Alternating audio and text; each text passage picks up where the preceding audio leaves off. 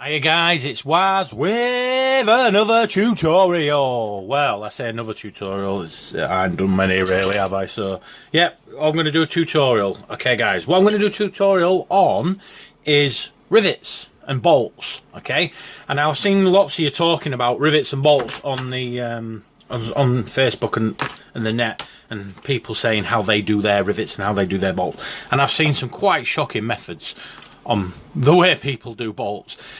And in all honesty, I'm not saying this way is the best and this way is the only way. You choose how you want to do your rivets and your bolts, however you want to do them. But what I'm going to show you is the way I've learned to do them, and I've learned from some of the best modelers out there. I'm not saying I'm the best modeler, but I've learned from some of the best modelers. If you want to pay attention to this tutorial, then pay attention to this tutorial. It's entirely up to you. I'm just here to guide you with the way I do things, okay? And most of you who watch my videos are obviously into my modelling skills and stuff, so I'm going to try and pass some more stuff on to you. Right, first thing you need, okay, and I'll try not to say okay a lot on this video, is your liquid poly. Umbro liquid poly. Can't stress to you enough, guys, how good this shit is.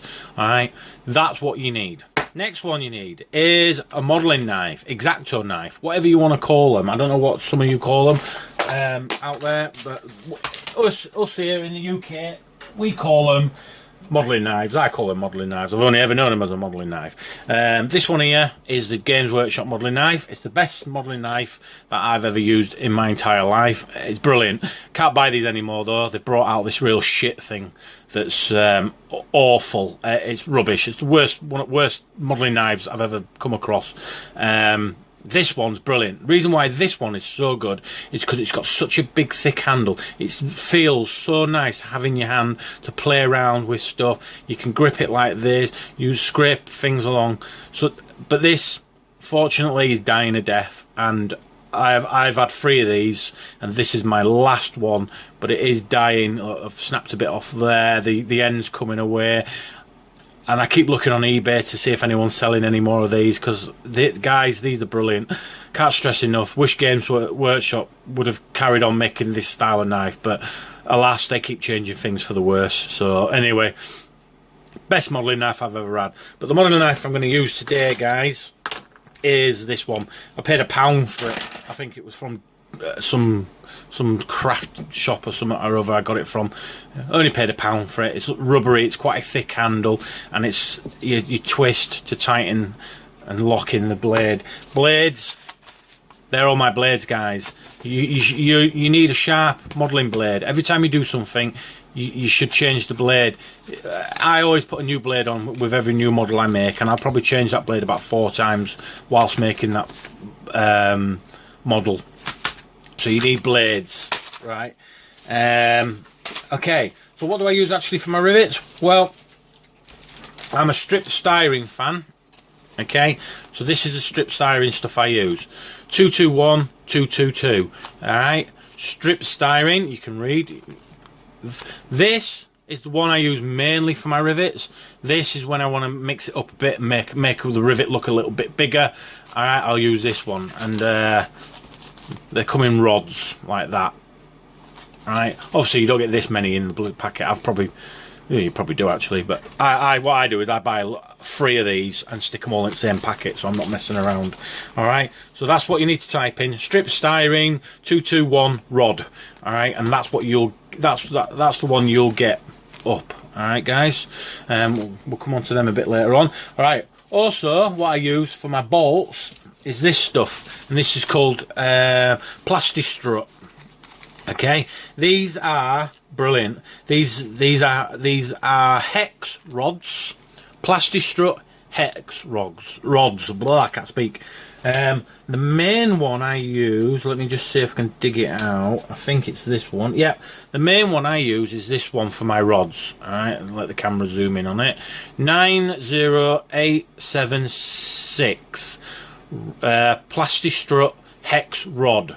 Alright, this one here, and you do the same. I'll show you exactly the same as what we do on the rivets in a minute. Right, okay, So what we do first, we get our model. So for example today, I'm just going to use a piece of white card here, like so. Sorry about the camera moving around. Let me just position it a bit better. It's really hard to do this video today. I'm having a anyway. Right. So piece of card. So once you've cut your bit of card, what you do then is I scrape the edges off. Okay. And what this does, it cleans up, right? Because you get like a little bit of a lip. You can feel it when you rub your finger on it, like that. So scrape it off like that. Keep your board clean as much as you can. Then chip away at the edges of it. All right. And what this does, it makes it look rough. So if it's been cut with a welder, or the Orks have had it with a grinder or something, it makes it look all rough and all over the place, like so. Okay, hopefully the camera's not messing me around too much because I'm not watching it. Okay, everyone see that? So you just rough it up. Obviously you can take go on for ages doing that. Alright. Right, so next stage, you get our rivet rods, which are 221, I believe I said.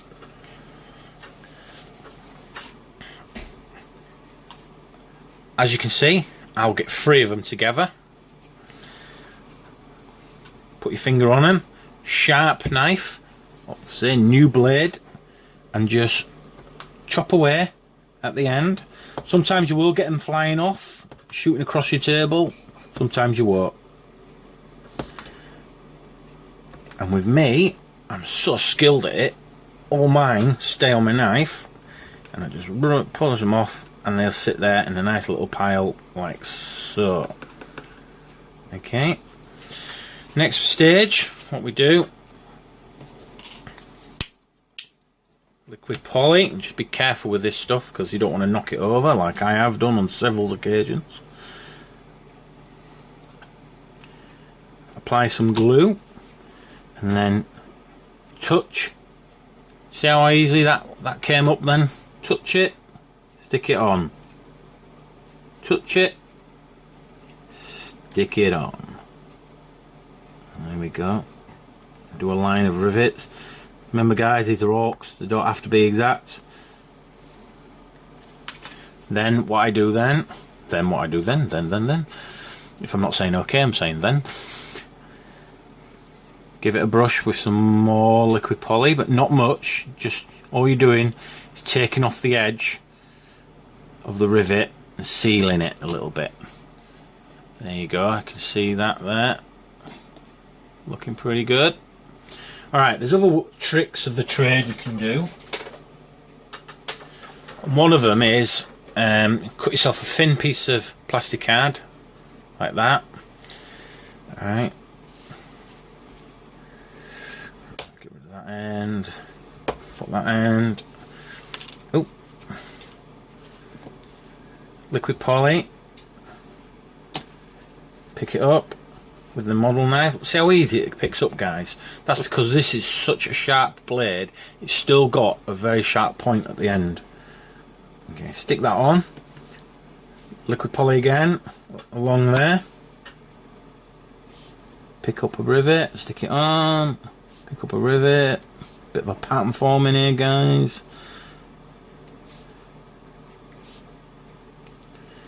Again, a little bit more liquid poly. Can you see that? So it's like a little bit of a support strut now coming on there.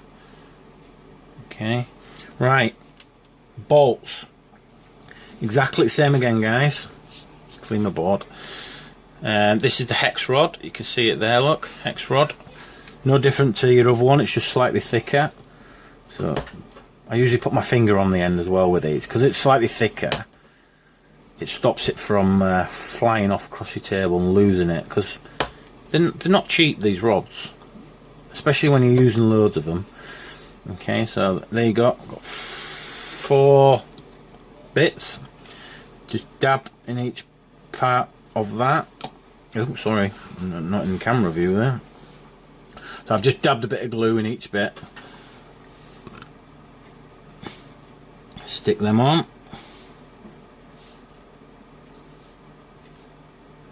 Like so. Liquid poly again on top of that. And using the same size rivet as what I've been using all the time, 221.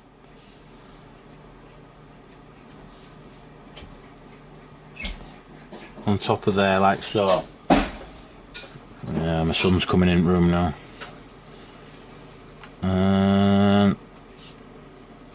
Like so. Okay, guys. And as you can see, if the camera's not gone blurred, the bolts look pretty good. Yeah. Right. So that's how I do it, guys. It's as simple as that. And my advice to you is, if you're going to do it with your models, don't leave your rivets to last. Alright, here's some more I made earlier.